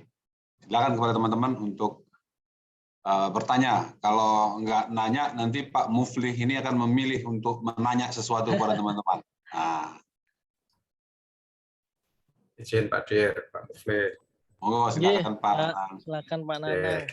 Tapi hadiahnya nanti silakan diambil ke yang penanya berikutnya ya. Oh iya, cocok itu. Siap. Terima kasih Pak Mufli, menarik ini. Tema ini tema yang sangat menarik dan tidak lekang waktu. Karena memang dalam sejarah, tema ini menjadi tema yang selalu up to date. Iya. Namun dalam persepsi saya pribadi, pengertian up to date ini tidak baik gitu. Artinya pelanggar-pelanggar integritas ini dari waktu ke waktu seiring dengan para aktivis integritas ini bergerak, ini juga ikut bergerak gitu, sehingga ya seperti yang kita alami dari, kalau saya googling gitu, dari mulai tahun 60-an, 70-an, 80-an, 90-an, itu ada yang berulang, ada yang berkembang gitu pola pola perilakunya, dan itu yang terungkap. Nah, yang tidak terungkap kita nggak tahu. Nah, kira-kira apa tipsnya supaya kita menghentikan siklus itu? Makasih. Terima kasih. Mbak Gita langsung dijawab atau nunggu pertanyaan berikutnya? Siap, langsung dijawab saja Pak. Baik. Jadi kalau strategi nasional, saya langsung membidik ke strategi nasional pemberantasan korupsi ya Pak. Jadi kalau di Indonesia ini menerapkan 3 strategi untuk pemberantasan korupsi. Yang pertama adalah strategi penindakan. Bapak-bapak mungkin sudah tahu bahwa di Indonesia ini korupsi ini ditindak oleh aparat penegak hukum, baik dari kepolisian, kejaksaan maupun KPK gitu ya, sebagai lembaga dulu independen ya, karena di luar ASN gitu. Nah, kemudian setelah itu penindakan ini diharapkan biar orang-orang itu bisa jera terhadap korupsi. Namun ternyata kalau sudah dibaca-baca lagi bahwa jera saja itu sebenarnya tidak cukup gitu ya. Biar jera saja itu ternyata tidak cukup gitu, seperti itu. Apakah harus ada korupsi dulu ya untuk biar korupsi itu hilang? Ternyata enggak. Jadi strategi yang kedua yaitu pembangunan sistem. Kalau teman-teman tahu ada zona integritas, ada Pak Cerah juga tadi sudah menyampaikan bahwa kita juga membangun zona integritas itu sebagai standar operasional prosedur yang seharusnya sudah ada di kantor-kantor di seluruh pemerintahan di Indonesia ya. Bukan reward atau bukan capaian sebenarnya, tapi standar ketika kita mau bekerja ya kita harus menstandarisasi kantor kita agar berintegritas, sistemnya baik dan sebagainya. Semuanya bisa terukur, semuanya potensi-potensi korupsinya itu terpetakan sehingga di titik-titik tertentu misalkan mungkin ada berbeda ya antara Direktorat A keberatan banding sama peraturan dengan Direktorat misalkan Humas atau Direktorat apa ya yang di BC itu saya nggak hafal. Tapi kan potensi yang terjadi karena perannya itu bisa berbeda. Nah, itu bisa dipetakan melalui pengendalian sistem. Jadi sistem itu bisa melihat mana-mana yang potensial dan menutup segala celah yang memungkinkan akan terjadi. Nah, adanya kepatuhan internal adalah salah satu sistem yang dibangun untuk teman-teman kita. Jadi sistem ini dibangun agar kita tidak bisa atau orang-orang yang berpotensi untuk melakukan fraud atau korupsi itu tertutup gitu celahnya. Jadi tidak bisa untuk melakukan korupsi. Yang terakhir ini mungkin salah satu yang kita lakukan. Mungkin kalau di Bea Cukai ada Bintal ya, pembinaan bina mental ya kalau nggak salah. Nah, dan sebagainya, ada ICV, kalau di tempat kami ada ICV, IHT, integritas, dan sebagainya. Itu adalah salah satu bentuk strategi pemberantasan korupsi melalui edukasi. Jadi forum-forum seperti ini itu sebenarnya meskipun materinya kan sama ya, berulang-ulang dari tahun 2001 ketika Undang-Undang Tipikor itu jadi, sampai sekarang pun ya hal yang disampaikan sama. Mungkin yang berbeda yang sama yang dimaksud Pak Anang tadi gitu, up to date karena ya tetap aja ada orang-orangnya baru, tetap aja yang ngelakuin tuh tetap aja ada. Maka juga tidak bosan-bosannya kita juga selalu mengingatkan, selalu memberi belajar bersama dan memperdalam, mungkin bisa juga dengan studi kasus tertentu biar kita sama-sama nggak kepikiran untuk korupsi. Adanya penyuluh anti korupsi, adanya orang-orang yang ya menebar isu-isu atau diskusi-diskusi terkait korupsi ini semata-mata sebenarnya hanya untuk meningkatkan sense kita bahwa kita tuh ditunjukkan mana yang boleh, mana yang enggak. Biar yang abu-abu itu kelihatan jelas, mana yang hitam, mana yang putih, mana yang bisa kita pilih, mana yang tidak bisa kita pilih. Itu yang sedang dibangun oleh teman-teman pegiat edukasi anti korupsi, biar kita sama-sama tidak kepikiran ya, tidak mau gitu. Kalau tadi karena penindakan untuk jera, sistem itu untuk tidak bisa, edukasi itu biar dari diri sendiri itu muncul rasa tidak mau korupsi karena tahu bahaya dan dampaknya, termasuk ke keluarga kita gitu ya, termasuk ke keluarga kita ketika kita nanti tersandung gitu ya. Jadi muncul kesadaran dari diri sendiri bahwa kita tidak mau korupsi. Nah itu mungkin Pak dari situ yang mungkin saya sampaikan. Saya sendiri sebenarnya menjadi penyuluh anti korupsi sejak tahun 2019 tersertifikasi itu juga dalam rangka untuk melindungi diri saya gitu ya. Karena saya tahu semakin tinggi, semakin lama mungkin ya, semakin lama saya berkarir di DJP, bisa jadi banyak akan berdatangan potensi yang akan saya dapatkan. Sesuai dengan peran yang mungkin nanti bertambah, akses atau wewenang yang mungkin nanti lebih luas gitu ya. Mungkin bisa promosi dan sebagainya, dan itu kan perlu diantisipasi dari sekarang. Ketika saya membiasakan hal-hal yang sebenarnya salah menjadi benar, maka itu akan jadi rasionalisasi terus sampai saya suatu saat menjadi mungkin menjadi orang yang punya wewenang dan jabatan. Dan itu yang sedang saya bangun. Jadi ketika saya mengingatkan orang lain, itu sebenarnya saya juga sedang mengingatkan diri sendiri. Bahkan kalau teman-teman di sini bisa juga teman-teman yang sharing hari ini itu juga mengingatkan saya secara pribadi.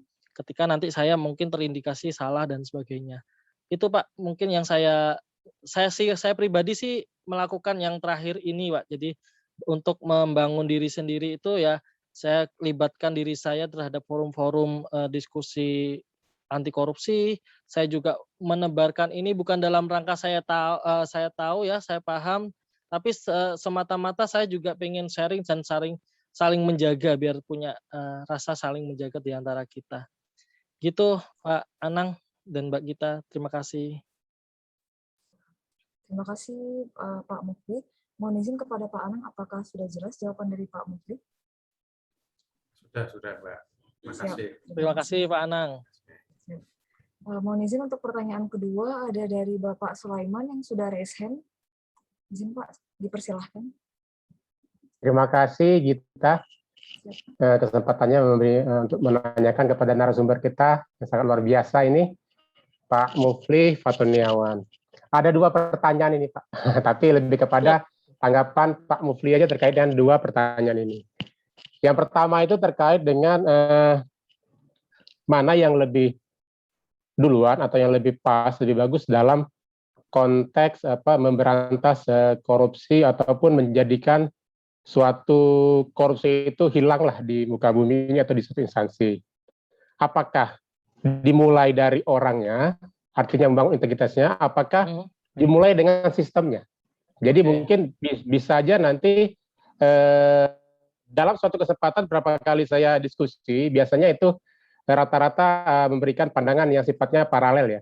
Tapi mungkin saya pengen pandangan yang lebih tajam dari Pak Mufli, kira-kira mana sih yang lebih punya dampak signifikan dari kedua hal tersebut? Apakah dimulai dari membangun integritas individu atau di sistemnya? Karena kan kedua-duanya pasti akan ada semacam diskusi, begitu sistemnya bagus tapi individunya juga jelek, itu juga akan jebol. Pun begitu kalau misalnya sebaliknya ya bisa jebol juga. Itu yang pertama, Pak Mufli. Jadi saya mohon seperti apa pandangan Pak Mufli. Yang kedua terkait dengan dalam menciptakan juga dalam mewujudkan Indonesia bebas korupsi atau misalnya instansi bebas korupsi, konsepsi mana yang lebih pas menurut Pak Mufli? Apakah konsepsi pencegahan ataukah konsepsi pemberantasan? Karena kalau kita dengar, saya pun mengikuti ya perkembangannya, ada pandangan yang merasa bahwa lebih pas konsepsi pencegahan yang dikedepankan, yang diutamakan ketimbang dari pemberantasan. Karena ya itu tadi, sementara kalau misalnya dengan konsepsi pencegahan tentunya dia tidak akan kelihatan secara statistik karena di situ tidak ada akan berkurang pemberantasannya. Ya. Sebenarnya kami pun di Bea Cukai ada transformasi juga terkait dengan dengan hal ini, tapi terkait dengan saya dulu ingat penamaan Direktorat P2. Kalau dulu itu pencegahan itu, kalau sekarang itu penindakan. Jadi mungkin kadang para pemimpin kita itu ya ada pandangan yang berbeda. Nah, di sini saya minta pandangan dari Pak Mufli lah terkait dua hal yang tadi saya sampaikan. Terima kasih Pak Mufli untuk kesempatan saya bertanya. Terima kasih. Baik, terima kasih Pak Sulaiman. Izin menjawab ya. Mudah-mudahan pandangan saya bisa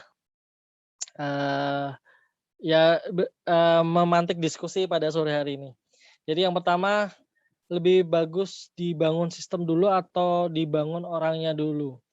Kalau menurut saya pribadi, nggak tahu ya, ini mungkin normatif, tapi kalau menurut saya sistem itu dibangun oleh orang ya, sistem itu dibangun oleh seseorang, yang mana orang itu berintegritas dan sebagainya. Jadi dua-duanya sebenarnya itu sejalan harusnya, karena kalau sistem itu dibangun sedemikian bagus, namun akan banyak resisten ketika integritas dalam orang-orangnya itu tidak dibangun. Artinya mungkin banyak penolakan, bahkan mungkin banyak yang tiba-tiba mengundurkan diri atau bahkan lari dan sebagainya lah. Dan itu juga tidak bagus untuk organisasi. Makanya ketika mungkin akan berjalan lebih lambat ketika kita membangun dua-duanya sekaligus. Artinya kita perbaiki integritas orang melalui kegiatan-kegiatan internalisasi, kemudian pemahaman lagi, dan juga sistemnya juga diperbaiki gitu. Apalagi sistem itu bisa dibangun oleh orang-orangnya sendiri ketika orang-orang misalkan dulu adalah orang-orang, mohon maaf ya, pelaku gitu ya, atau orang yang pernah salah, tapi kan dia punya cara ya, dan dia mungkin sudah kapok dengan itu, menyesal dengan perbuatan itu, maka proses seseorang berintegritas itu salah satu, saya biasanya kalau mengakses orang itu, salah satu tolak ukur orang berintegritas itu salah satunya adalah menyesal dan menebus kesalahannya, bagaimana cara dia menebus kesalahannya. Nah, orang-orang yang berintegritas sudah diinternalisasi gitu ya, berarti sudah mendapatkan internalisasi, dia bisa jadi dia yang membangun sistem itu lebih bagus karena dia tahu celahnya di mana, bahkan dia melakukannya, dia mempunyai pengalaman dan dia bisa membangun sistemnya dengan bagus. Tapi kalau saya simpulkan ini berarti kemungkinan besar adalah orangnya terlebih dahulu ya, meskipun itu mungkin tidak jauh tentang waktunya. Artinya mungkin 5 orang terlebih dahulu atau beberapa orang terlebih dahulu yang membangun sistem, kemudian dari sistem itu mungkin dibikin sistem yang dia bisa menyadarkan, tidak juga menutup, tidak hanya menutup celah korupsi, tapi dia juga mampu memberi internalisasi tentang integritas. Artinya orang bisa sadar, kemudian juga akan turut membangun sistem yang sama gitu. Jadi kalau dibilang mungkin awalnya mungkin perlu orang-orang yang berintegritas, tapi ini tidak jauh ini ya, rentang waktunya pembangunan ini harusnya sejalan seiringan, karena dari orang yang berintegritas lahirlah sistem yang bagus. Sistem yang bagus akan melahirkan orang-orang yang berintegritas. Seperti itu. Itu yang menurut saya.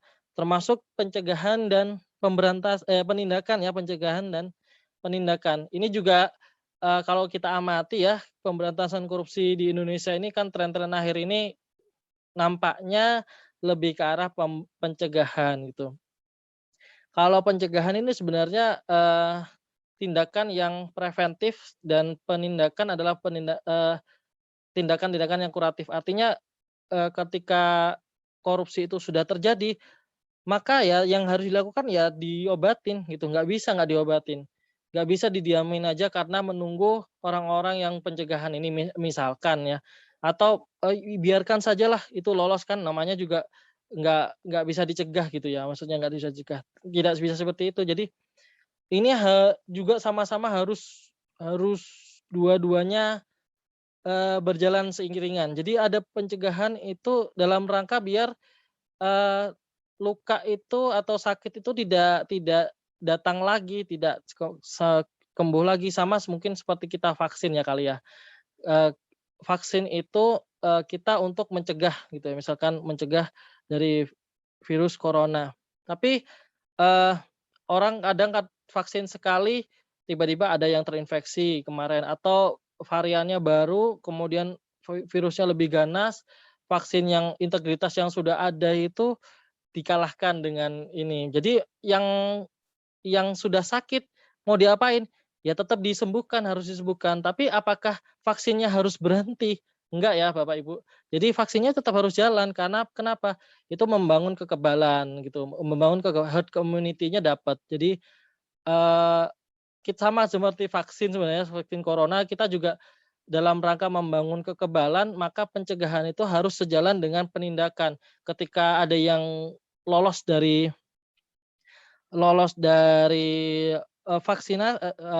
virusnya lebih kencang, godaannya lebih banyak, integritasnya tiba-tiba goyah gitu ya, itu juga harus tetap ditindak gitu. Tapi juga jangan sampai kita akhirnya tidak memperhatikan yang namanya pencegahan ini, karena pencegahan ini sejatinya sebenarnya ya kalau dilihat ya lebih baik karena kita melihat bahwa ya kita siapa sih yang pengen mendengar lebih senang kalau misalkan saya sendiri ya, lebih senang mendengar DJP itu bersih tanpa korupsi dan benar-benar bersih ya, benar-benar bersih tanpa korupsi, daripada harus ditindak. Meskipun sebenarnya ketika ditindak itu akhirnya saya pribadi merefleksi, oh ternyata masih ada celah, ini harus dipelajari, ini harus dievaluasi dan sebagainya. Ini harus jadi pembelajaran teman-teman di kepatuhan internal. Nah, itu yang mungkin saya bisa sampaikan, Pak. Jadi sama sih sebenarnya tetap harus mengedepankan dua-duanya. Ketika sakit harus diobatin, tapi belum tentu nggak harus yang pencegahan ini harus ditinggalkan begitu saja. Gitu kira-kira Pak Sulaiman. Terima kasih Pak Mufli. Sama-sama Pak Sulaiman. Siap, terima kasih Pak Sulaiman atas pertanyaan yang telah diberikan. Selanjutnya untuk penanya ketiga ada dari Mbak Anin yang sudah raise hand. Silakan Mbak Anin. Ayo. Mohon izin. Terima kasih kesempatannya Mbak Gita. Mohon izin Pak Direktur, mohon izin pejabat semua. Saya Anin dari Subdit Peraturan ingin menanyakan Pak kepada Bapak narasumber, Pak Mufli. Kita sebagai ASN Kemenkeu pastinya kita harus menjaga integritas kita baik dalam lingkungan pekerjaan dan kehidupan sehari-hari. Nah, untuk lingkungan pekerjaan kan memang integritas itu harus dilaksanakan 100% ya Pak. Iya. Lalu bagaimana dengan lingkungan kehidupan sehari-hari di luar pekerjaan?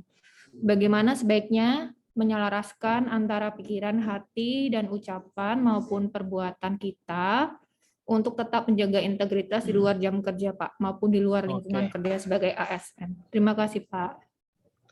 Oke, terima kasih Pak Bangun, Cerah Bangun. Terima kasih Bu Anin. Saya izin jawab ya, Mbak Gita. Siap, Pak. Ya, kalau dilihat ya sebenarnya integritas itu bukan jam kantor. Sebenarnya apa ya? Itu kan dalam diri ya sebenarnya. Itu 24 jam sebenarnya harus kita jaga. Karena kalau kita pilah-pilah integritas hanya di kantor, integritas di luar kantor mungkin kita bisa sedikit nego-nego dengan hal-hal yang mungkin kaitannya dengan konsisten, perkataan, perbuatan, ucapan. Itu akan susah sebenarnya untuk menerapkan integritas di kantor. Kenapa? Ya bagaimana membatasi karakter, membatasi perilaku itu, membatasi sikap itu sangat susah. Yang ada sebenarnya pembiasaan yang seperti mungkin Pak Pri tadi sampaikan bahwa 30 hari atau 60 hari dibiasakan terus-menerus, maka itu akan menjadi kebiasaan kita, lama-lama menjadi sikap kita, lama-lama menjadi karakter kita. Tapi kalau hari ini ada jam-jam tertentu, misalkan harus di kantor berintegritas, ketika di luar kantor ada kompromi soal itu menurut saya akan susah sebenarnya dan tidak bisa mencapai tujuan integritas itu sendiri.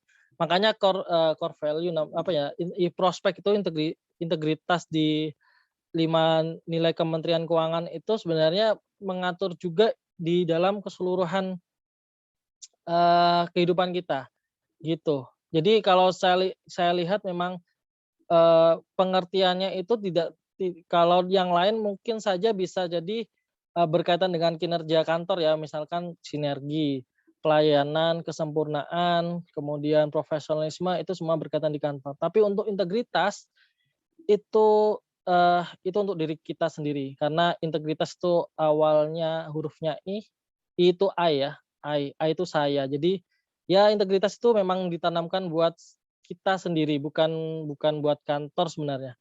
Nah, kita sebagai bagian dari kantor ya kita diminta untuk, atau kita diharapkan untuk menjaga integritas itu.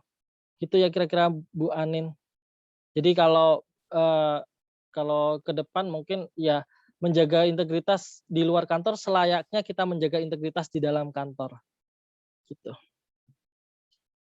Siap, terima kasih Pak atas sharing sessionnya. Terima kasih Pak. Yang susah ini kayak gini ya, kayak white lies yang ke anak-anak, misalkan jangan ayo nasinya dimakan, kalau nggak dimakan nasinya nangis gitu. Kan sekarang kalau dilihat kan mana ada nasi nangis, kemudian kan itu kan kebohongan sebenarnya. Nah, itu tuh perlu di keluarga juga meskipun berat itu juga disampaikan bahwa hal-hal yang seperti itu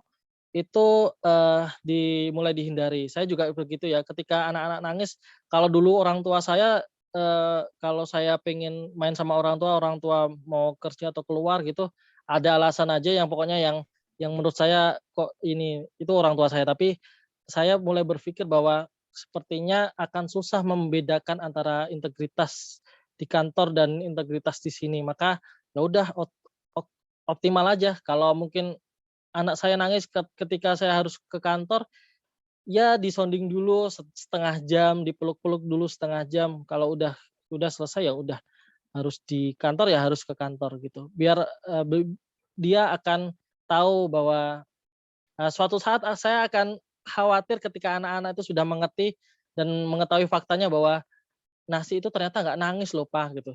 Gimana kita menjawabnya coba? Gimana ketika itu tiba-tiba datang masa itu? Kita kan kesulitan akan menjawabnya. Nah, itu seperti itu tuh yang saya hindari mulai saat anak-anak saya ini. Itu kira-kira. Monggo selanjutnya. Terima kasih Mbak Anin atas pertanyaan yang telah diberikan. Dan untuk penanya terakhir ada dari Pak David. Pak David, dipersilakan. Terima kasih Mbak Gita, mohon izin pimpinan dan rekan-rekan. Assalamualaikum warahmatullahi wabarakatuh. Waalaikumsalam warahmatullahi wabarakatuh. Pak Mufli yang salam kenal Pak. Salam kenal Pak David. Menyambung dengan penanya Pak Sulaiman juga Mbak Anin tadi, kaitannya dengan pencegahan ya Pak, kaitannya dengan pencegahan khususnya di Kementerian Keuangan. Ya. Nah, 2 atau 3 tahun terakhir ini kan ada atau dibentuk Bintalnas ya, yang itu baik ada di Kementerian Keuangan maupun di masing-masing eselon 1. Ya. Yang tentu relevan dengan tema hari ini, ya. Bagaimana menumbuhkan, memperkuat integritas dari setiap individu pegawai Kementerian Keuangan. Yang karena ini Bintalnas, pendekatannya lebih kepada dimensi rohani ya, dimensi agama katakanlah begitu. Ya. Karena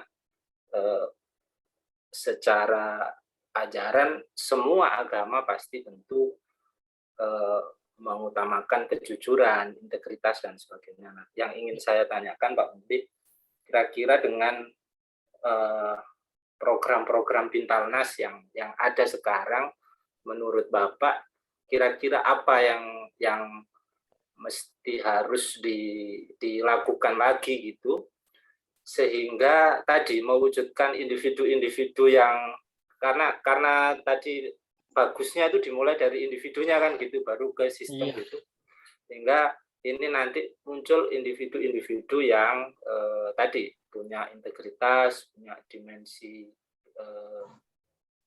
Kalau dari diskusi-diskusi tadi sih, saya sih menyimpulkannya on terus dengan yang di atas 24 jam.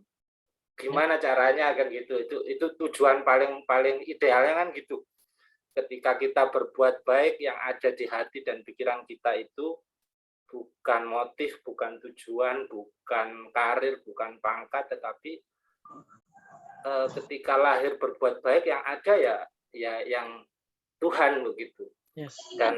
Dan semua kosong dari rasa dan sadar selain keterkaitan dengan Tuhan. Itu kan idealnya seperti itu.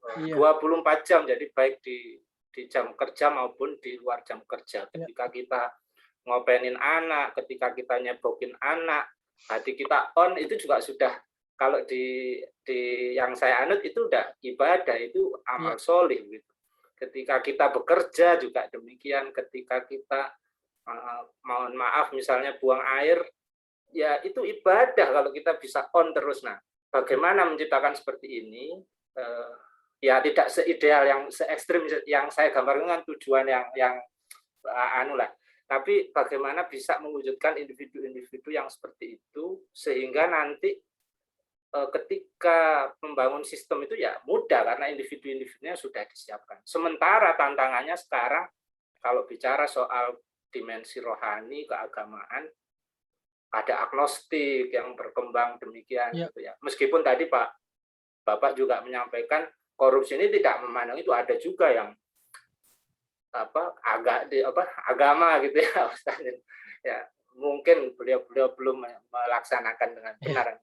Kira-kira seperti apa Pak gerakan Bintalnas ini yang harus kita lakukan sehingga itu lebih terasa gitu, masuk kepada individu-individu itu, bukan karena terpaksa, bukan seremonial, bukan lonceng acara-acara yang sifatnya seremonial. Mungkin demikian Pak, terima kasih atas pencerahannya hari ini. Assalamualaikum warahmatullahi wabarakatuh. Waalaikumsalam warahmatullahi wabarakatuh. Baik, saya izin menjawab ya. Nanti kan Bintalnas ini kalau saya tidak salah persepsi, mohon diluruskan ya kalau salah, itu kan arahnya nanti akan membentuk karakter yang punya akhlak mulia ya. Jadi pendekatannya agama misalkan dan sebagainya. Nah, untuk ngomong-ngomong soal pembentukan karakter, sebenarnya perjalanan karakter ini cukup panjang sebenarnya untuk membiasakan. Sama seperti Pak Pri tadi bilang perlu pembiasaan dan butuh waktu gitu. Jadi apa yang harus kita mulai dulu gitu ya?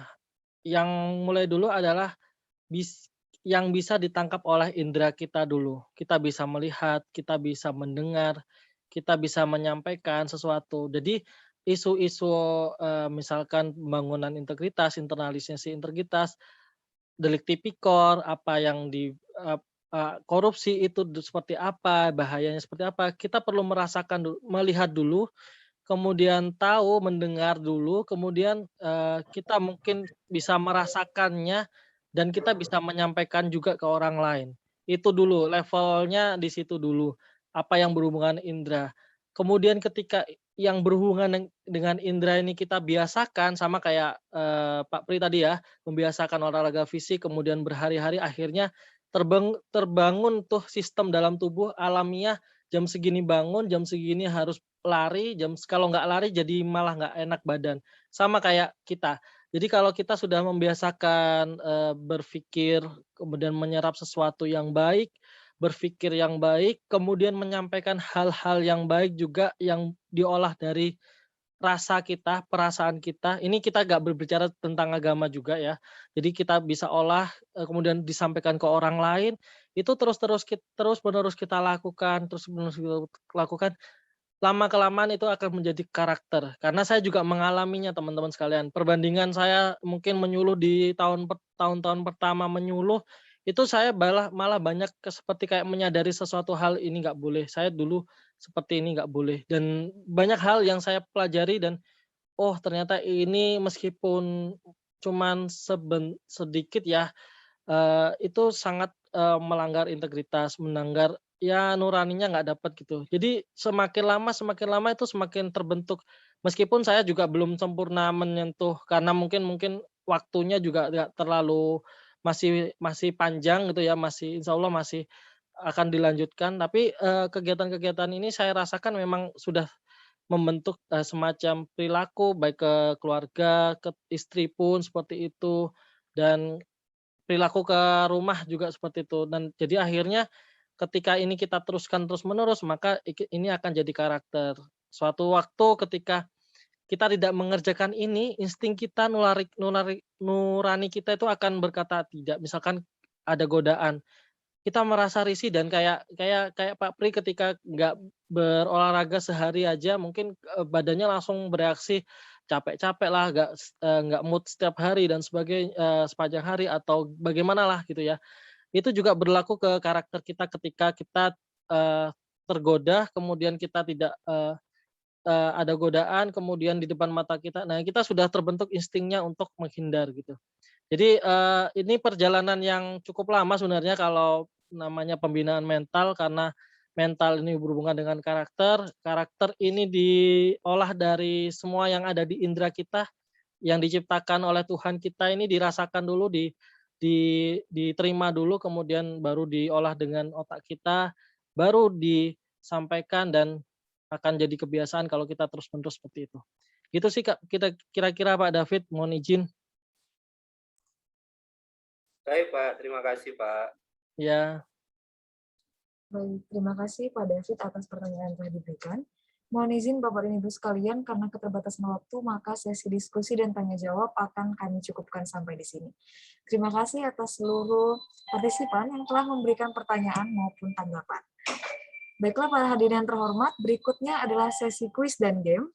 Perlu kami ingatkan bahwa pemenang dari sesi game ataupun kuis ini akan mendapatkan hadiah menarik dari TU.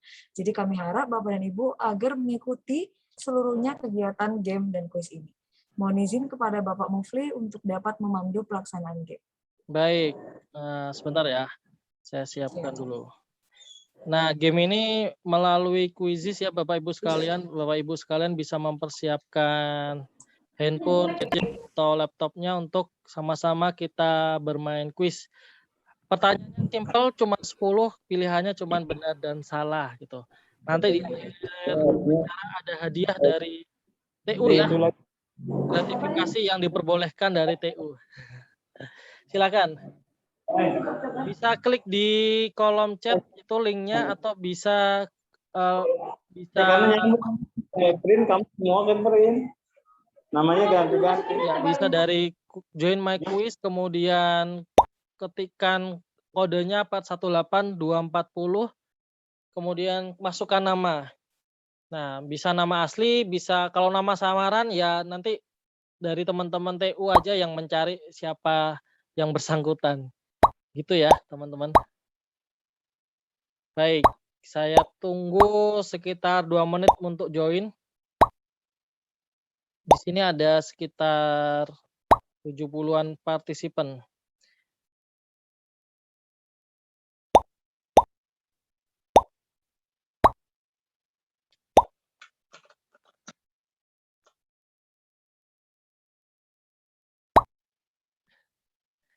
Ada paling ganteng se-KPP.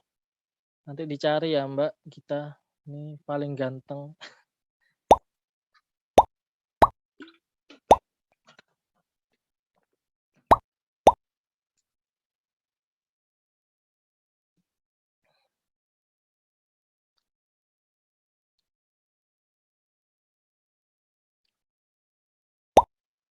Baik, ada lagi yang mau join? Nanti mungkin kalau yang ketinggalan join bisa nyusul ya, teman-teman sekalian. Langsung aja klik link yang ada di Zoom chat ini atau buka di browser HP-nya bisa join myquiz.com kemudian masukin kodenya 418240. Saya hitung dari sampai 10, kita batasin aja ya 5 menit mungkin untuk mengerjakan kuisnya atau mungkin kurang dari situ 5 menit lah ya. Gak apa-apa ya Mbak Gita? Untuk Siap, mengerjakan aman, Bapak. soalnya 5 menit, nanti kita dapetin hasilnya di 5 menit berikutnya. 10, 9, 8, 7, 6, 5, 4, 3, 2, 1, bismillah. Yang ketinggalan join silakan langsung join aja ya, bergabung.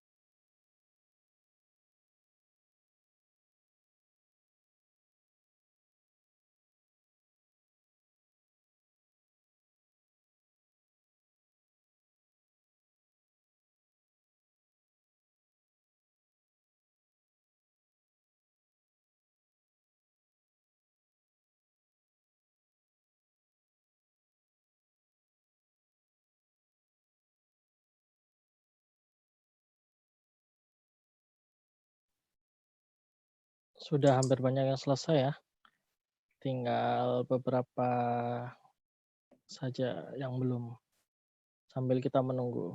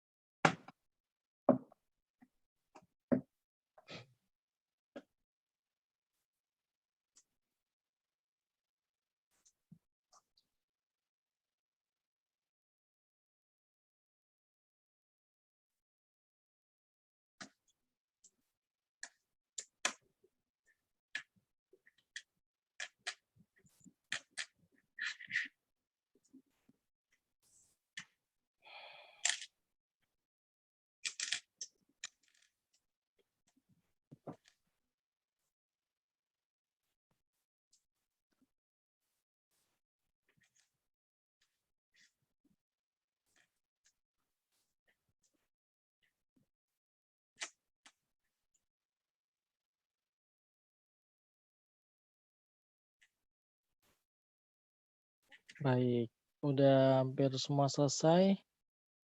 Saya akhiri dalam hitungan 5, 4, 3, 2, 1.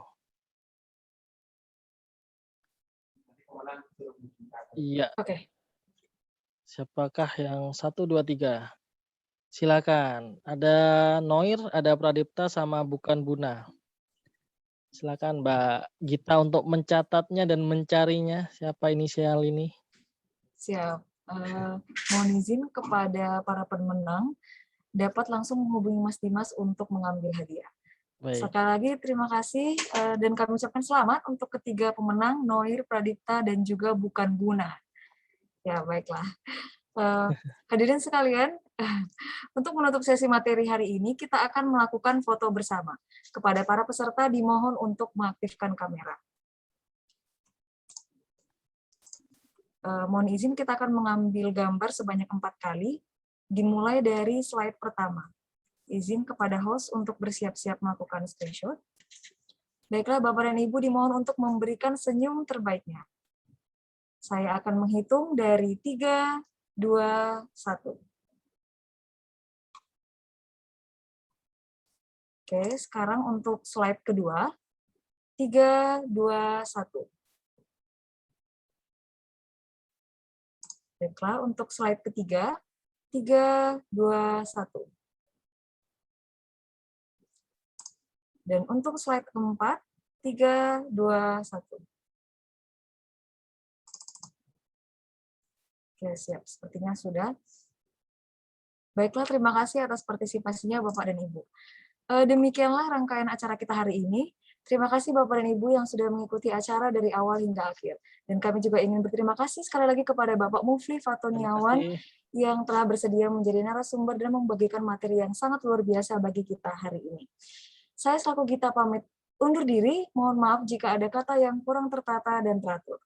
Ariel Tatum, ketemu Luna Maya. Terima kasih dan sampai jumpa.